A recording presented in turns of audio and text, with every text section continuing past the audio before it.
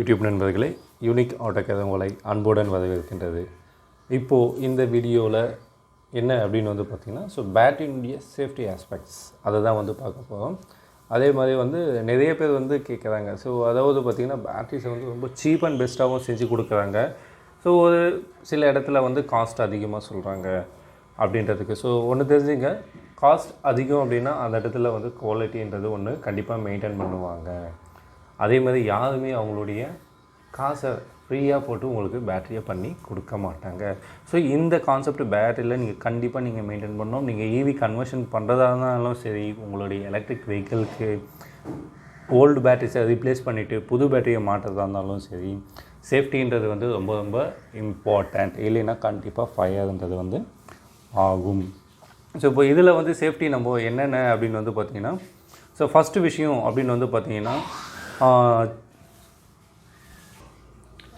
அந்த ஃபஸ்ட்டு விஷயம் சேஃப்டின்றது எப்படி உங்களுக்கு எல்லாத்தையும், அதாவது சேஃப்டின்னு ஒரு விஷயத்தில் எனி ப்ராடக்டில் நம்ம சேஃப்டின்றது ஒன்று ஆட் பண்ணணும் அப்படின்னா அந்த ப்ராடக்டினுடைய காஸ்ட் கண்டிப்பாக இன்க்ரீஸ் ஆகும். இது ஈவன் இந்த லித்தியம் சீரிஸ் பேட்டரிஸ்ன்னு கிடையாது, எந்த ஒரு ப்ராடக்ட்னாலும் அதில் சேஃப்டி ஆட் பண்ணுறாங்க அப்படின்னா கண்டிப்பாக அந்த ப்ராடக்டினுடைய காஸ்ட் இன்க்ரீஸ் தான் ஆகும். ஏன் அப்படின்னு பார்த்தீங்கன்னா, இந்த பேட்ரி பேக்கை இது பார்த்திங்கன்னா ஒரு 24 வோல்ட்டு 18 ஏஹெச் பேட்ரி சைக்கிளுக்கு. இப்போ இதில் காஸ்ட்டை எப்படிலாம் கம்மி பண்ணலாம் அப்படின்றது பார்த்திங்கன்னா, ஃபஸ்ட்டு விஷயம் ஓகேங்களா, இந்த செல் ஹோல்டர் எல்லாமே எடுத்துடலாம். ஓகேங்களா, இந்த செல் ஹோல்டர் எடுத்துட்டிங்கன்னா உங்களுக்கு காஸ்ட் மேஜராக சேவிங் ஆகும். ஓகேங்களா, அடுத்த விஷயம் பார்த்திங்க அப்படின்னா, இதில் இந்த கேஸ்கெட்லாம் எல்லாமே அப்படியே யூஸ் பண்ணலாம். அது ஒரு காஸ்ட் கட்டிங் மெத்தட். அதுக்கு அடுத்த விஷயம் பார்த்திங்கன்னா, இந்த கப்டான் சொல்லக்கூடிய ஹீட் ரெசிஸ்டண்ட் தெர்மல் ரெசிஸ்டண்ட் டேப்பை இல்லாமல் யூஸ் பண்ணலாம். அவங்க ஒரு காஸ்ட் கட்டிங் ஆகும். ஓகேங்களா, அடுத்து பார்த்திங்கன்னா, இந்த ஒயர்ஸ் எல்லாமே இந்த மாதிரி இல்லாமல் ஜஸ்ட் அப்படியே வச்சு அப்படியே இது பண்ணுறது. அந்த மாதிரி பண்ணும்போது அங்கே காஸ்ட் கட்டிங். என்ன நடக்கும், காஸ்ட் கட்டிங்கை பண்ணும்போது என்னென்னலாம் நடக்கும் அப்படின்னு. அதுக்கு அடுத்து பார்த்திங்கன்னா, இது நல்ல குவாலிட்டியான பிஎம்எஸ். ஓகேங்களா, இதே லோ குவாலிட்டியான பிஎம்எஸை யூஸ் பண்ணி காஸ்ட்டை மேஜராக சேவ் பண்ணலாம். ஓகேங்களா, அதுக்கு அடுத்து காஸ்ட் கட்டிங் எப்படி பண்ணுவாங்க அப்படின்னு பார்த்திங்கன்னா, இந்த பேக்கை அப்படியே அசம்பிள் பண்ணிவிட்டு எந்த இதுவும் இல்லாமல் அப்படியே ஸ்பாட் வெல்ட் பண்ணிவிட்டு அப்படியே மேலே அந்த பிவிசி கவர் போட்டு ப்ளூ கலர் கவர் போட்டு உங்களுக்கு பேக்கிங்கை முடிச்சு கொடுத்துட்டோம். உங்களுக்கு வெளியே பார்க்கறதுக்கு சூப்பராக இருக்கும். ஓகேங்களா, அதே மாதிரி பார்த்திங்கன்னா காஸ்ட் கட்டிங்கில் பார்த்திங்கன்னா, இதுவும் மேஜர் காஸ்ட். இது பார்த்திங்கன்னா ஃபைபர் எப்பாக்சி, அதாவது எப்பாக்சி ஃபைபர் கிளாஸ் ஷீட். இது நல்லா சாலிடாக இருக்கும். ஓகேங்களா, இது இல்லாமல் அப்படியே காஸ்ட் கட்டிங் பண்ணலாம். ஓகேங்களா, இவ்வளோ விஷயங்கள் இருக்குது. அதே மாதிரி பார்த்திங்கன்னா கனெக்டர் இல்லாமல் ஜஸ்ட் கொடுக்குறது. இப்போ இந்த மாதிரிலாம் இப்போ இந்த சேஃப்டியை நம்ம அவாய்ட் பண்ணும்போது என்ன நடக்கும் அப்படின்னு பார்த்திங்கன்னா, ஃபஸ்ட்டு ஒவ்வொரு விஷயம் சொல்கிறேன் பாருங்கள். இந்த ஹோல்டர்ஸ் இல்லாமல் பண்ணும்போது பார்த்திங்கன்னா செல்லு ஒன்று பக்கத்தில் இருக்கும். ஓகேங்களா, அப்படி இருக்கும்போது ஈஸியாக செல் பார்த்திங்கன்னா, இப்போது நம்ம இங்கே இந்த செல்லு நான் அப்படி வச்சுருக்கேன், கீழே இந்த செல்லு இருக்குது, மேலே 2 செல்லு இருக்குது. இந்த 2 செல்லுனுடைய வெயிட் இந்த கீழே செல் மேலே படியவே படியாது, ஏன்னா ஹோல்டர் இருக்கிறதுனால. இந்த ஹோல்டர்ன்றது ஒன்று இல்லைன்னா இந்த 2 செல்லுனுடைய வெயிட்டு இந்த செல் மேலே கண்டிப்பாக போய் உட்காரும். அப்போது இந்த செல்லுக்கு அதிகமான ஸ்ட்ரெஸ் உண்டாகும். சின்ன 2 செல்லு தானே அப்படின்னா, இதே பெரிய பேக்குன்னும் போது பாருங்கள், மேலே கிட்டத்தட்ட 20 30 செல்லு 50 செல்லு கிட்டத்தட்ட பெரிய பேக்கெலாம் 100 செல்லுக்கு மேலாம் போகும். அப்போது கீழே இருக்க பேக்கு அதிகமான லோட் க்ரியேட் ஆகும். அதே மாதிரி சேஃப்டின்றது கண்டிப்பாக இருக்காது. இப்போது இங்கே பார்த்திங்கன்னா, இப்போ நம்ம இந்த ஸ்பாட் வெல்ட் இங்கே பண்ணியிருக்கோம். இதெல்லாம் இன்னும் ஃபினிஷிங் பண்ணணும். ஓகேங்களா, இங்கே பாருங்கள், இங்கே ஸ்பாட் வெல்ட் பண்ணியிருக்கோம். இப்போது இங்கே நான் இப்படி கம்ப்ரஸ் பண்ணாலும் இந்த செல் ஹோல்டர் தான் இந்த செல்லை அழுத்துமே தவிர இந்த ஸ்பாட் வெல்டிங்க்கு இந்த நிக்கல் ஸ்ட்ரிப்புக்கு எந்த விதமான ஒரு பிரச்சனையும் வராது. ஏன் அப்படின்னு பார்த்திங்கன்னா, இந்த ஹோல்டர் பார்த்துக்குது. இதே இந்த ஹோல்டர் இல்லாமல் பண்ணும்போது பார்த்திங்கன்னா, நம்ம இப்படி கம்ப்ரஸ் பண்ணோம், இப்படி ட்விஸ்ட் ஆச்சு அப்படின்னா இந்த ஸ்ட்ரிப்பு பார்த்திங்கன்னா விலகிறதுக்கு வாய்ப்பு இருக்குது. இந்த பாயிண்ட்ஸ்லாம் வீக் ஆகிற இந்த ஜாயின்ட்ஸ், இந்த ஸ்பாட் வெல்ட் பண்ண ஜாயின்ட்ஸ்லாம் வீக் ஆகிறதுக்கு வாய்ப்பு இருக்குது. அப்போ என்ன பண்ணணும், ஜஸ்ட் இதுலேருந்து மேலே வந்துடுச்சு அப்படின்னா கெப்பாசிட்டியை இழந்துடும். ஓகேங்களா, அதே மாதிரி பார்த்திங்கன்னா இந்த மாதிரி மேலே ஜஸ்ட் இங்கேருந்து இங்கே பக்கத்தில் பட்டுது அப்படின்னா அப்போ வந்து பார்த்திங்கன்னா ஷார்ட் அண்ட் ஃபயர் ஆகிறதுக்கு உண்டான வாய்ப்பு இருக்குது. ஸோ அப்போது இந்த ஹோல்டர் இல்லாததுனால. அடுத்த விஷயம் அடுத்து வந்து பார்த்திங்க அப்படின்னா, ஸோ இந்த மாதிரி ஏன் பண்ணியிருக்கோம், இந்த மாதிரி வந்து இந்த சென்ஸ் வைஸ்லாம் ஏன் பண்ணியிருக்கோம், இது சும்மா அப்படியே கனெக்ட் பண்ண வேண்டியது தானே, அதுக்கு எதுக்கு இங்கெல்லாம் வந்து இந்த மாதிரி வந்து ஹீட் சிங்க்லாம் வந்து போடணும் அப்படின்னு வந்து பார்த்திங்கன்னா, இது என்ன பண்ணுது அப்படின்னு வந்து பாருங்கள். ஸோ இப்போ இங்கே வந்து ப்ளஸ் இருக்குங்களா, இப்போ பாருங்கள், இதில் வந்து ப்ளஸ்ஸும் மைனஸும் காம்பினேஷனான குரூப் தான் இங்கே வந்து இருக்குது. இப்போ இங்கே இருக்கும்போது இப்போ இதே வந்து இதில் வந்து இருக்குது, இங்கே பாருங்கள், இங்கே எக்ஸாம்பிள் நல்லா சொல்கிறேன் பாருங்கள். ஸோ இது வந்து ப்ளஸ், ஓகேங்களா, இங்கே இந்த சென்ஸ் ஒயருக்கு உண்டான கனெக்ஷன்ஸ் இருக்குது. ஸோ அப்போ பேட்டரியினுடைய ப்ளஸ் வந்து இங்கே போய் சென்ஸ் பண்ணி பிஎம்எஸ் வெல்லுது. அவ்வளோதான் இந்த பேலன்ஸ் ஒயர்ஸினுடைய வேலை. இப்போ இதே இங்கே இந்த ஹீட் சிங்க் போடல அப்படின்னா இந்த கார்னர் இப்படி வெளியே வருது இல்லைங்களா, இங்கே வெளியே வரும்போது இது பாருங்கள், இது ப்ளஸ்ஸு, இந்த இடம் என்ன இங்கே மைனஸ். ஸோ இது மேலே என்ன இருக்குது, ஒரே ஒரு பிவிசி, இந்த செல்லு மேலே ஒரே ஒரு 0.005 mm, அதாவது மைக்ரான் கணக்கில் இருக்கக்கூடிய பிவிசி தான். இது போய் இப்படி இங்கே இப்படி பஞ்சர் ஆச்சு, இப்படி அழுத்தும் போது இப்படி போய் பஞ்சர் ஆச்சு அப்படின்னா, ஸோ இங்கே ப்ளஸ்ஸும் மைனஸும் இங்கேயே ஷார்ட் ஆகும். அப்போது ஃபயர் வர்றதுக்கு உண்டான வாய்ப்புகள் இருக்குது, ஓகேங்களா. அதே மாதிரி இந்த நீட்டாக இந்த மாதிரி வந்து இந்த பேக்கை வந்து நம்ம இது பண்ணல அப்படின்னா என்ன ஆகும் பார்த்தீங்கன்னா, ஸோ இது வந்து இப்படி போய் இது மேலே இது ஆகிறதுக்கு வாய்ப்பு இருக்குது. வாங்கும்போது ஸோ இது இங்கே இந்த மாதிரி இருக்கும்போது இங்கே லோடு எதனா க்ரியேட் ஆச்சுன்னா இது வந்து பிஞ்ச் ஆகி அதாவது லைட்டாக கிழிஞ்சு இங்கே ஷார்ட்டை வந்து உண்டு பண்ணணும், ஓகேங்களா. ஸோ அதனால தான் இந்த ஹீட் சிங்க்ன்றது வந்து நம்ம யூஸ் பண்ணுறோம். ஸோ அதாவது காஸ்ட் கம்மி பண்ணால் எங்கே வேணுனாலும் கம்மி பண்ணலாம், ஓகேங்களா. அடுத்து இந்த ஃபைபர் கிளாஸ் சொல்லியாச்சுங்க. அடுத்து இந்த கேஸ்கெட். ஸோ இந்த கேஸ்கெட் வந்து யூஸ் பண்ணணுமா, இந்த செல்லு மேலே இருக்கக்கூடிய கேஸ்கெட்டு அப்படின்னு வந்து பார்த்திங்கன்னா கண்டிப்பாங்க இது என்ன பண்ணும் அப்படின்னு இதுக்கு வேணும்னு ஒரு வீடியோ கூட போட்டுருங்க. ஸோ இது வந்து பார்த்திங்கன்னா இந்த லேயர் வந்து இருக்குது இல்லைங்களா, இதே லேயர் தான் அந்த பக்கமும் இருக்கும். அந்த லேயரில் ரொம்ப அந்த பிவிசின்றது ரொம்ப சாஃப்டான லேயராக இருக்கும். ஜஸ்ட்டு இங்கே இந்த 2 லேயருக்கு நடுவில் ஹீட் கிரியேட் ஆச்சுன்னா டைரெக்டாக போய் மைனஸ் டெர்மினலில் போய் இந்த நிக்கல் வந்து டச் பண்ணி ஷார்ட் ஆகிடும். ஸோ அப்போது இந்த கேஸ்கெட் இருக்கும்போது வந்து பார்த்திங்க அப்படின்னா பாசிட்டிவ் பிளேட் கேஸ்கெட் அப்படின்னு சொல்லுவோம். பாசிட்டிவ் தான் முக்கியம், நெகட்டிவ்க்கும் தேவையில்லை. ஏன்னா இங்கே பாசிட்டிவ் நெகட்டிவ் வரதுனால தான் பிரச்சனையே, இங்கே வந்து வெறும் நெகட்டிவ் தான், அதனால தேவையில்லை. ஸோ அப்போ இது போடுறதுனால இது அந்த டெம்பரேச்சரை வந்து இது மெயின்டைன் பண்ணிக்கும். ஸோ இது வந்து ஒரு டெமோ கூட நான் உங்களுக்கு வந்து காட்டுறேன் வீடியோவில். அப்போது வந்து இங்கே இன்கேஸ் இங்கே எதுனா ஒரு ஷார்ட் ஆனாலும் இந்த ஹீட் வந்து கீழே போகாமல் இது ப்ரொடெக்ட் பண்ணிக்கும். தெர்மல் லேயர் மாதிரி மேலே ஹீட் வந்து இதுக்கப்புறமா பரவாமல் இருக்கிறதுக்காக இங்கே வந்து பார்த்திங்கன்னா இந்த கப்டான் டேப்புன்றது வந்து ஹீட்டை வந்து பரவாமல் பார்த்துக்கும். அதிகமான ஹீட் வந்தாலும் தாங்கிக்கும். இன்கேஸ் எதனா ஒரு இடத்துல ஷார்ட் ஆனால் நான் சொல்கிறது, ஓகேங்களா. அதுக்கு அடுத்து வந்து பார்த்திங்க அப்படின்னா ஸோ இன்கேஸ் இப்போ நம்ம வந்து ஃபயர் ஆகிறதுக்கு வந்து பார்த்திங்கன்னா ஹீட்டு, ஆக்சிஜன், அதுமாதிரி எரியக்கூடிய பொருள்ன்றது வந்து பார்த்திங்கன்னா ஷார்ட் ஆகிறதுனால ஹீட் உண்டாகும்.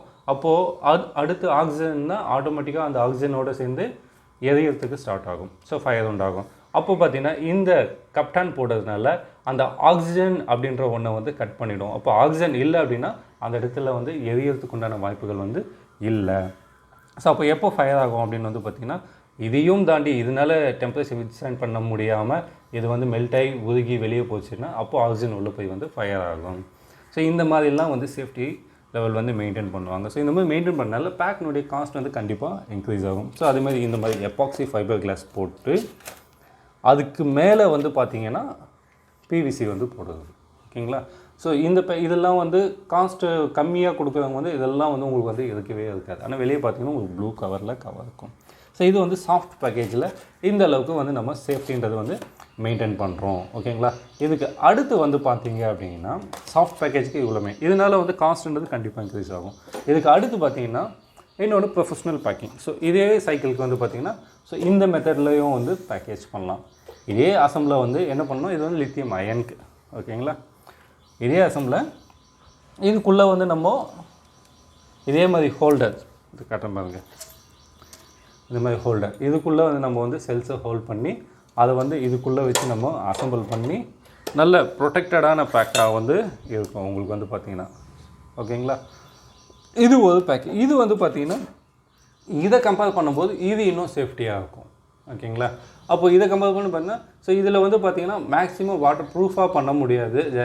லைட்டாக இது பண்ணால் தண்ணி கிண்ணி உள்ளே போகிறதுக்கு உண்டான வாய்ப்புகள் இருக்குது. நம்ம என்ன தான் இது பண்ணி சீலன் போட்டு பண்ணாலும் ஸோ இதில் வந்து அந்த விஷயம் வந்து நம்ம மெயின்டைன் பண்ணலாம். அந்த தண்ணின்றது வந்து மேக்ஸிமம் வந்து உள்ளே போகாது. வாட்டர் ரெசிஸ்டன்ட் தான், அதாவது தண்ணியில் உள்ளே போய் முக்கி எடுத்தாலாம்.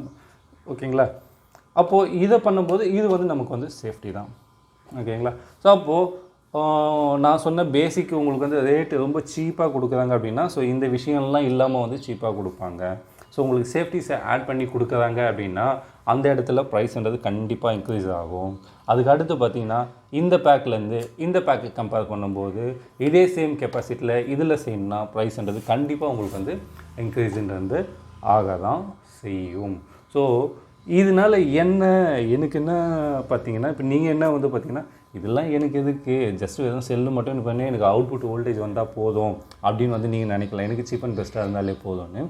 இங்கே என்ன நடக்கும் அப்படின்னு வந்து பார்த்தீங்கன்னா, சீப் அண்ட் பெஸ்ட்னு போகும்போது இன்கேஸ் உங்கள் பேக் வந்து ஃபயர் ஆயிடுச்சு அப்படின்னா அந்த ஃபயரை நீங்கள் ஸ்டாப் பண்ணுறதுக்குள்ளே நினைக்கிறதுக்குள்ளே உங்கள் பேக் வந்து அதிகமான ஃபயரை வந்து பிடிச்சிடும், அதிகமான தீயை வந்து உங்களுக்கு வந்து இது பண்ணி கொடுத்துடும். ஓகேங்களா? நிறைய வீடியோஸ்லாம் பார்த்துருப்பீங்க.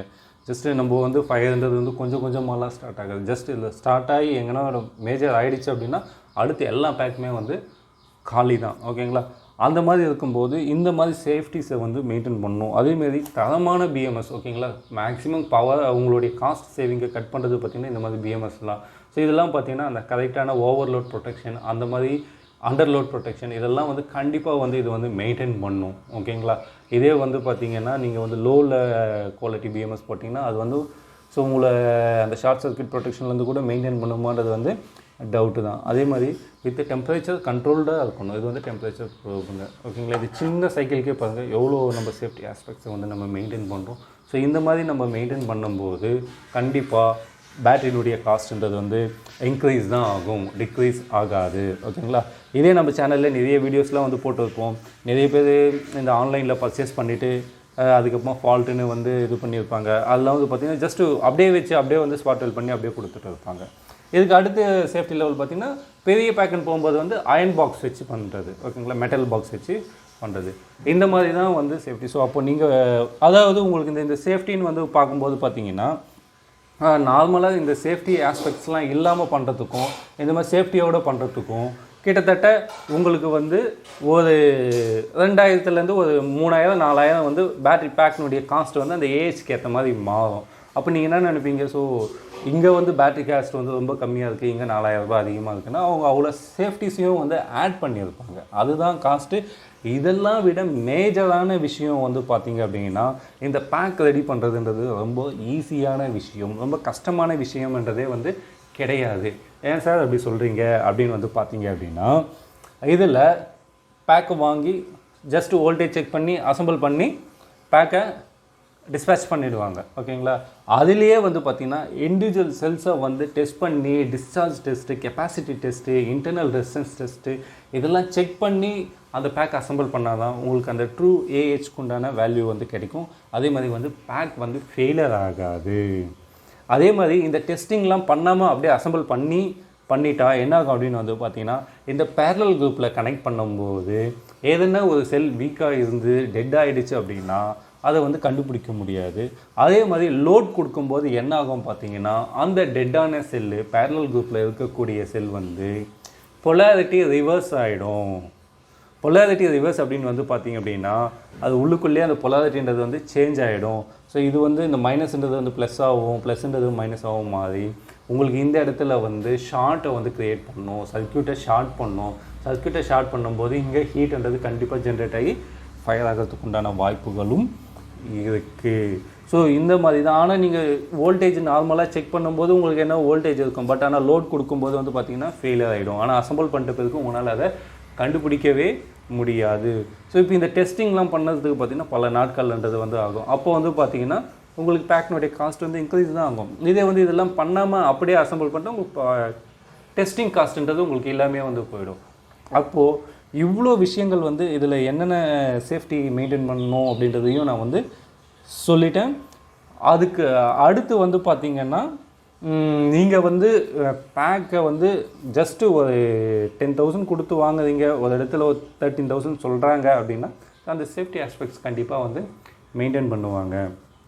அப்போது அந்த 3000 நீங்கள் வந்து நெக்லெக்ட் பண்ணீங்க, எனக்கு மெட்டல் பாக்ஸ் வேண்டாம், எனக்கு எபாக்சி வேண்டாம், எனக்கு இதெல்லாம் வேண்டாம், பேக் மட்டும் அசம்பிள் பண்ணி கொடுத்தா போதும், அந்த மாதிரி எனக்கு சீப்பாக கிடைக்குதுன்னு நீங்கள் அங்கே போனீங்க அப்படின்னா என்ன நடக்கும் அப்படின்னு வந்து பார்த்தீங்கன்னா ஒரே ஒரு விஷயந்தான்.